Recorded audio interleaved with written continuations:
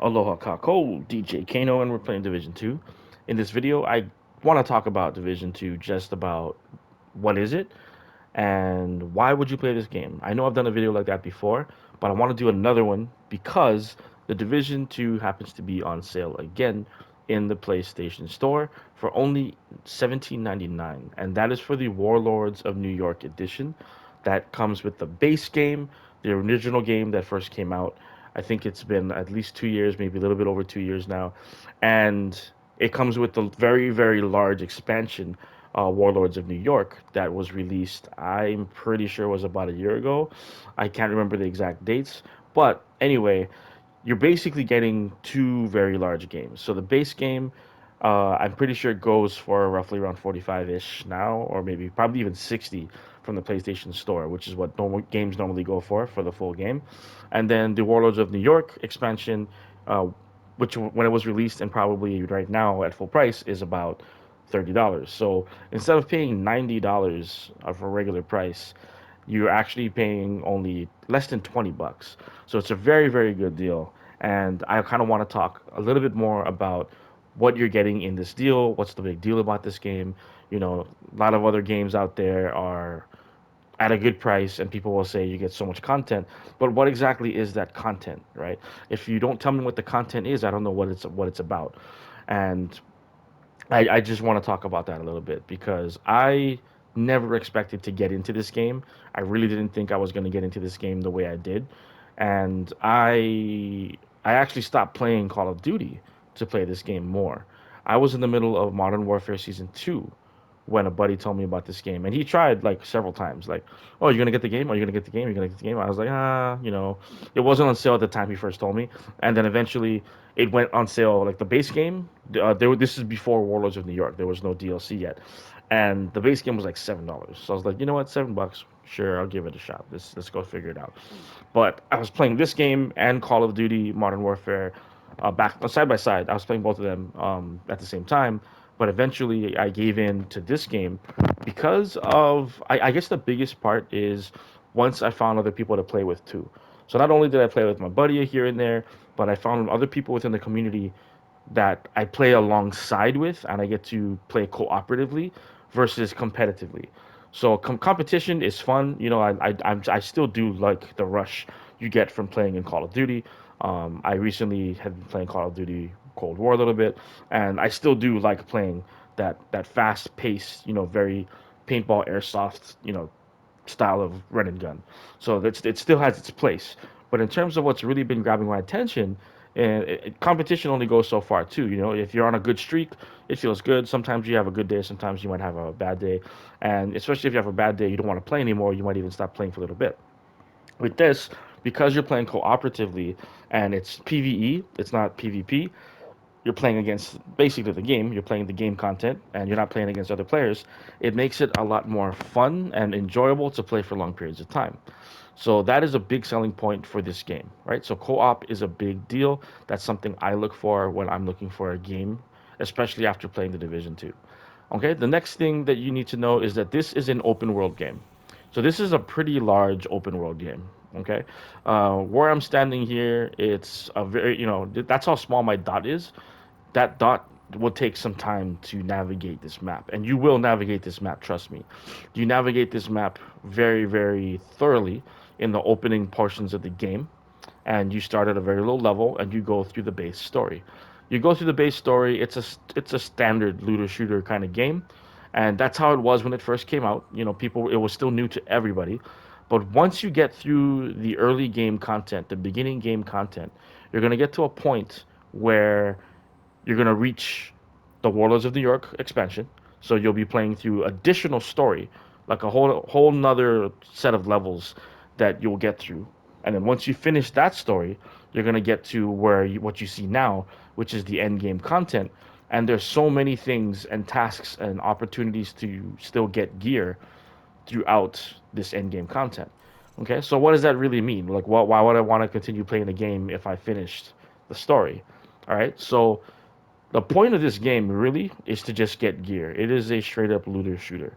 So the point of the game is to acquire gear, and it's things that you wear on your character, much like what you've actually you actually see my character wearing, which is another aspect I'll get into later.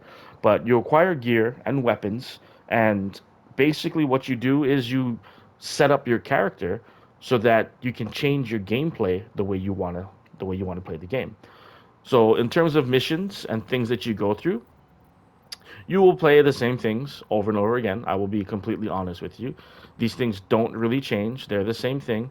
Um, but you get through missions and things that you rather enjoy, and it's repetitive in terms of what the layout looks like and who the NPCs are, the non-playable characters. But you will change the gameplay depending on what you're wearing.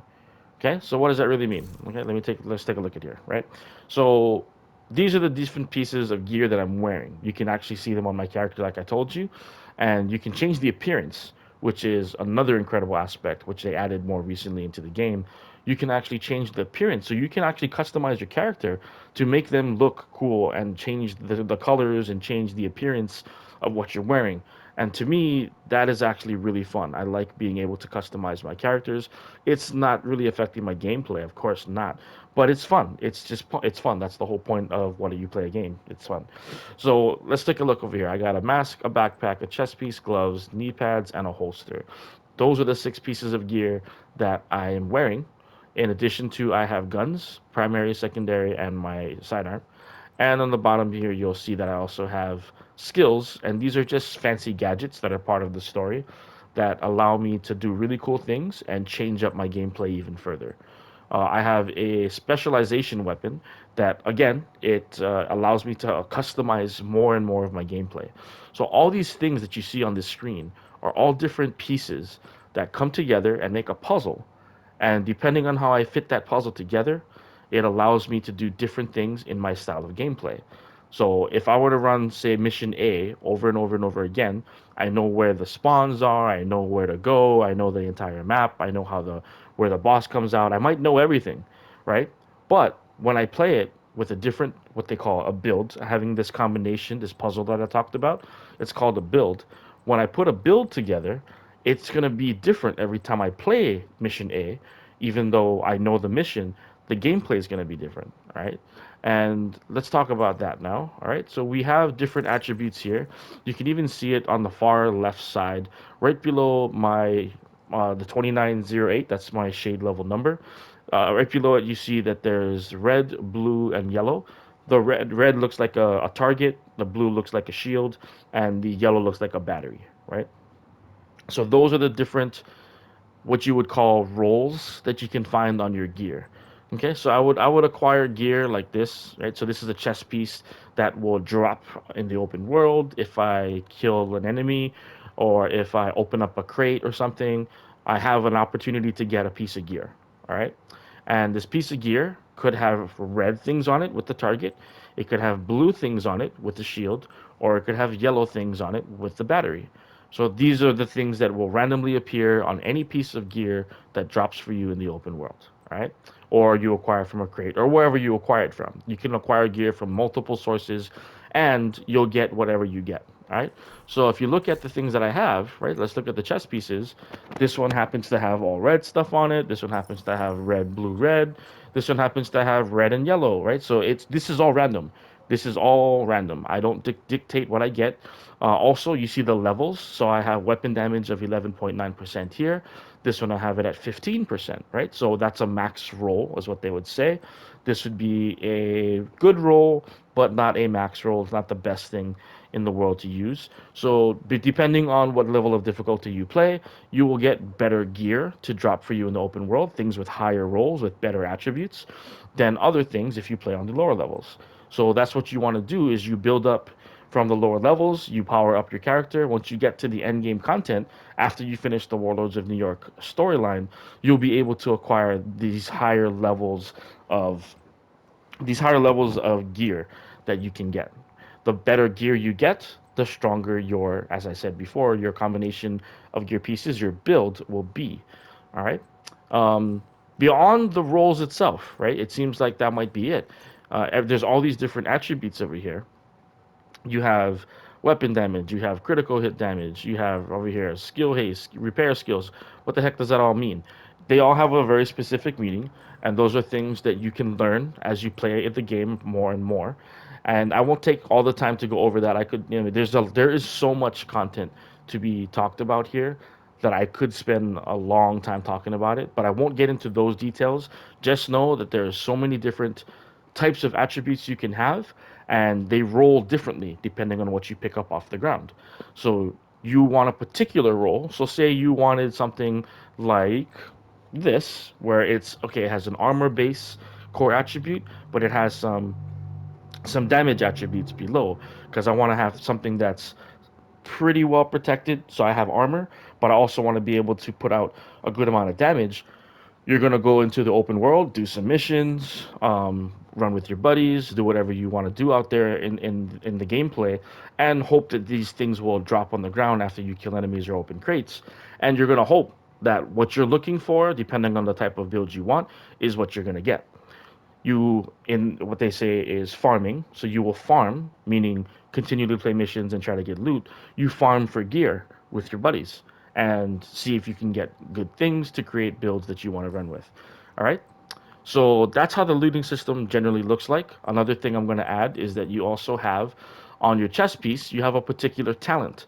So the talent also dictates your gameplay. The backpack also has a talent. All right. So for this build, this is a DPS build, a damage per second build. It is all damage. I can melt enemies pretty quickly with this build. However, there is as you can see, the name of this chess piece is called the sacrifice. There's a sacrifice to that.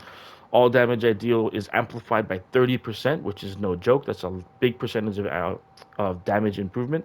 But I will take damage 60% harder. So I will be very vulnerable if I use this. I get additional damage over here with my backpack, 25%. But every time I take any sort of damage, I don't get that bonus. So I don't get 25% damage if I take damage for every 3 seconds. All right. So that's a very particular combination. There's multiple talents that you can look at and multiple different things you can work with.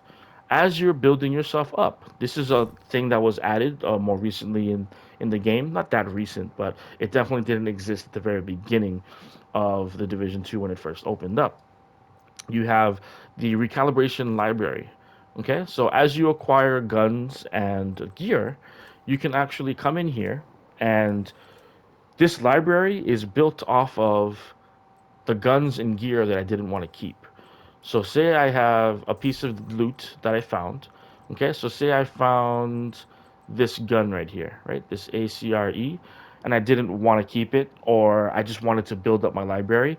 Each of these rolls here, right? So 15% assault rifle damage, 21% health damage, 10% headshot damage. I can choose to put one of those attributes into my library, and I will do so by deconstructing this gun. So if I were to put one of these roles into my library, which is basically a memory of all of these attributes, I can actually do that, but I would have to get rid of the gun, no longer be able to use the gun. What does that mean by putting a memory of those attributes into my library? Once I do add something into the library, I can go to the station here. I can go and select, say this is a gun that I have. I can go ahead and let's find one that hasn't been adjusted. So I think this one, did I adjust all my guns? So this one hasn't been adjusted here. So if I wanted to, I could click on this gun called the safety distance, and based on what I have in my library, I was able to put 15% SMG damage into my library by giving up a gun that had that attribute. I also gave up a gun that had 21% critical hit chance, and all of these attributes were from other guns that I decided I don't want to use the gun. I want to build up my library. What I can do now with this memory storage of attributes is, if I so chose to, I can go ahead and manipulate the gun that you see here, the safety distance, and improve the rolls based on what's in my library. So only if it's in my library, I can go ahead and attach it to this gun. So that is something I can do because I've taken the time to loot for those pieces and build up my library. So you can actually adjust the level of strength for each of these things on your weapons, and furthermore on your gear. So I have gear pieces that I may acquire them that aren't going to be as high leveled, or maybe it's going to be like this one, two things are maxed out, one is not, I may be able to actually max out all of the attributes by using this library, which I have built from scratch, from the ground up. So this is one big aspect of building your builds and strengthening your builds, is you acquire loot and you put it towards this build loot system. I have the opportunity to craft things here. So this is a crafting station, but you must acquire blueprints for these things to craft.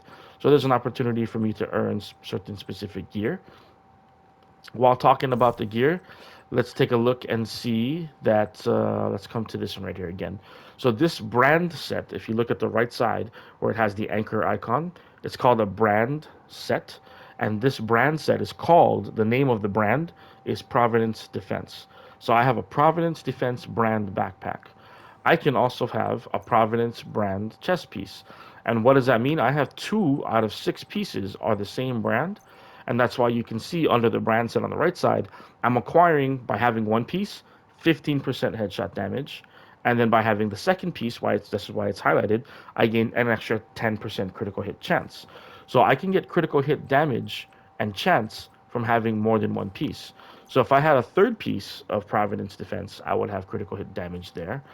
Luckily, I have a Grupo Sombra, is a different brand name, and the first attribute for having one piece is critical hit damage. So I'm essentially getting the benefits of having a 3-piece Providence by having a Grupo Sombra instead. So I have those pieces here. Depending on what you're doing, there's all these different brand sets. So Badger Tough is the name of this brand set. Shotgun damage, total armor, armor on kill. Bellstone Army, armor regeneration. So that dictates how quickly I get my armor to regenerate as I'm playing the game, as I'm getting damaged. Will my armor come back to me quicker or slower? Right? So there's all these different possibilities in terms of what gear you build will dictate that puzzle piece of your gameplay. That puzzle combination of your gameplay. All right. So this is a DPS build. I'll give you another example. This build is a crowd control build. Okay. So the intention is for me to not do damage. This is not a high weapon damage build like the first one you just saw. This one is to help distract enemies so that my teammates can have a better chance of shooting people without them being shot themselves. So how does this really work? Let's take a look at the chess piece. I have a talent called Trauma. So every time I shoot an enemy in the head, they get blinded. So they actually won't be able to see, so they're distracted. Gives my teammates a chance to shoot them. Applies bleed to an enemy if I hit them in the chest. So if I shoot somebody in the chest, they start bleeding, and that basically allows me to. That's not really a crowd control thing, but it causes bleed damage. It's called a status effect. I have a mask here. The talent just happens to work with status effects. Blind is a status, bleed is a status. It's a whole different thing. But basically, anytime I apply some sort of a status to an enemy, this mask will allow damage, additional damage, to occur to that enemy. All right, and let's take a look at this. What's called a gear set. So if I have 4 pieces of this brand, which is called Eclipse Protocol, 1, 2, 3, 4, you see it, all the green pieces. Any status effect, so like I said, blind and bleeding are status effects, they spread to other enemies nearby within 10 meters if I kill somebody that has that status effect. So if I make a guy bleed and go blind temporarily with that chest piece that I have, and then he ends up dying while he's affected by those things, any other enemies nearby will also get affected. All right. So let me give you an example by going down here. So this is the target range. You can test out your different builds and all your different things. All right, so let's go with the. If I shoot him in the chest, he should have bleed, right? So you see the icon. There's a blood drop on top of there. So because he died while bleeding, you can see that everyone nearby now has a blood icon. They're all bleeding, and you see their health bars. They're all losing health. That radioactive icon is because I have the mask that I was using that I told you about, and that mask is applying additional damage beyond bleeding. All right, so if I do the same thing here, so if I do a headshot, blind, and I killed him, now they're all blind and they all lose health. All right, so that's how a build works. That's essentially how you can put things together and make them do specific things. There are so many combinations of things you have no idea. So let's take a look at my stash. This is where I can actually save pieces that I'm not currently using that I may decide to use later. And again, I'm waiting on a particular combination of things. So if I don't have a particular piece to fit into my puzzle of six, then I'm waiting. So that's why these pieces are here. All right. So these are the brand sets. There's so many brand sets. 511 Tactical, Heraldi, Badger Tough, Bellstone, China Light, Douglas and Harding, Eclipse Protocol, Empress, Fenris, Foundry Bulwark. And keep in mind, every brand that I'm reading off has different attributes or different set of things that you can earn. So like this Fenris is assault rifle damage. If I go down to Overlord, rifle damage, accuracy, weapon handling, etc., etc., etc. So these are all the different brand sets. As you can see, there are so many brand sets and gear sets. Not to mention, there are things like this. There are named items. So that's a named version of another mask. And you get special attributes like this 10% health damage. All right. You also have exotic gear. So you can see this brightly red colored gear. Exotic gear, these items drop at random, and at least in the beginning, it can be very difficult to acquire. Once you get to end game content, the developers have made exotic items a little bit easier to acquire. However, you're still at the mercy of what types of rolls will be on top of the gear that drops for exotic gear. So exotic gear, usually it like I said, it drops at random. You'll get regular gear all the time whenever you kill enemies, bosses, and things like that. But it's a random luck of the draw if you get a piece of exotic gear. So this mask I told you about, it's an exotic piece of gear. So you see on the very top right, it says exotic. This is another exotic piece. This is an exotic gun. There's exotic gear pieces, exotic guns, and it furthermore just improves your level of gameplay. The last thing I want to talk about before I go too far and talk about too many things, well, actually, not the last thing. Let me go for a couple more things real quick. So, the last thing I want to talk about will be the skills. That's very important for changing your gameplay. All right, so you have vendors throughout, people that you can buy stuff from. They don't always have the best roles, but sometimes you're just looking for something quick and easy. You can have buying as an option, looting is an option, opening crates in open world is an option, and you also have specializations, which I mentioned briefly. These up here. So basically, I have special weapons, heavy weapons that I can use when I acquire special ammo. But what comes with it are these different specialization classes. So I'm currently using Survivalist, and you have to earn credits to unlock all of these attributes. And it's a skill tree. Again, it's just more customization. So as you can see, once I've acquired pieces or points for this specialization, I have 15% increased outgoing healing. So if I wanted to heal somebody else, like my teammates, then I have 15% more outgoing healing. Let's see, increased protection from elites. Elites are a higher level brand of bad guy.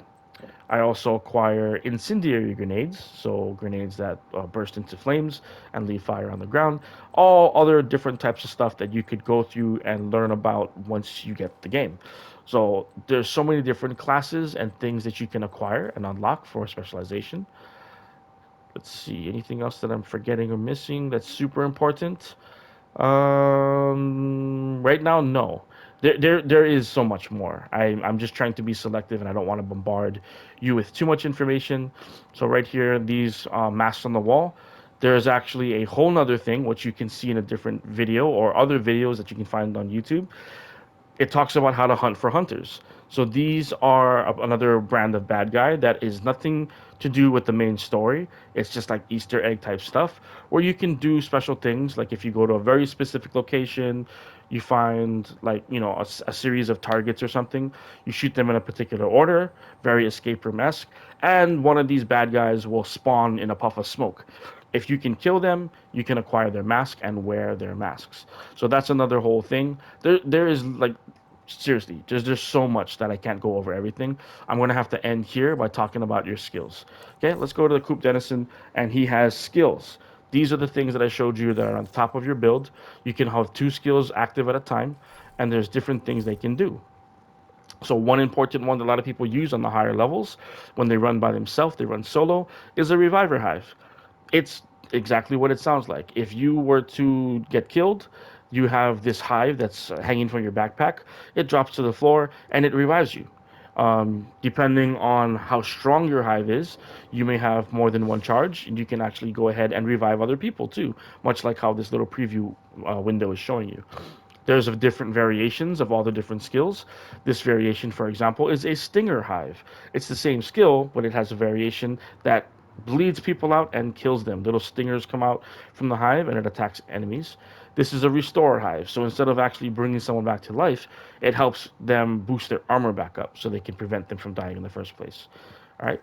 So there are supportive skills, there are damage based skills, much like the turret. You drop it out, it's an automated turret, shoots anybody that comes nearby. You have crowd control things like this. It's a decoy. You throw it out, you got a holographic character that pops up, and the enemies get distracted enough for you to go and shoot them.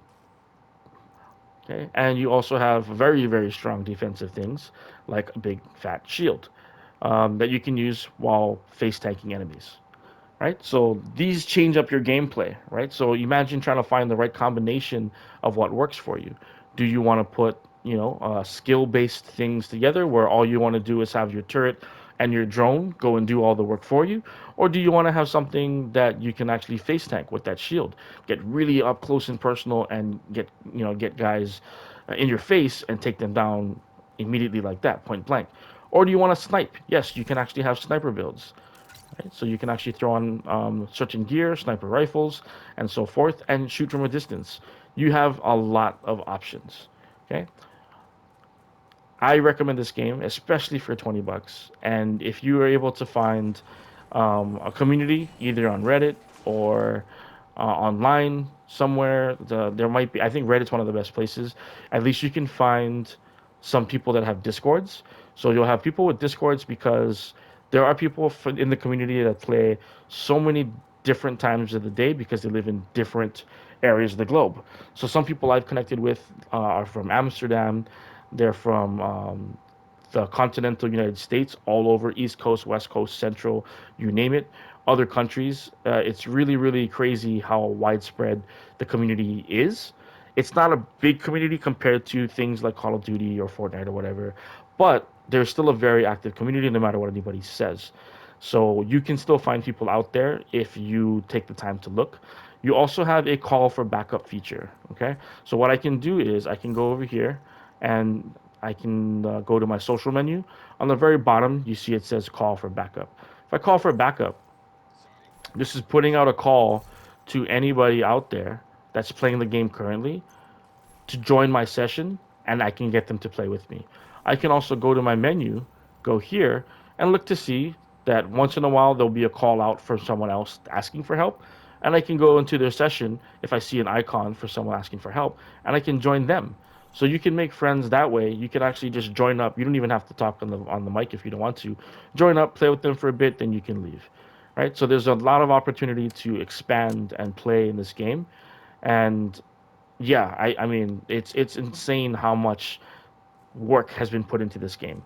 So for a lot of people that maybe even played the game when it first came out, it's a very different game. It used to be a game based on gear score, and up to a point, it still has that shades of that in the early stages of the game. But once you get to this end game content, it expands and it allows you to do so much more. All right, that'll be it. Like I said, there's so much more I could talk about, but I hope that that was enough to at least get you interested in what's going on with the Division Two and why would you even consider it. What you get for $20 is so much of a game. I'll just end with saying I recommend it. All right, guys, I'm gonna just shoot a few bad guys here and put in some gameplay, and that'll be it in the video. So until the next one, guys. All right, shoots.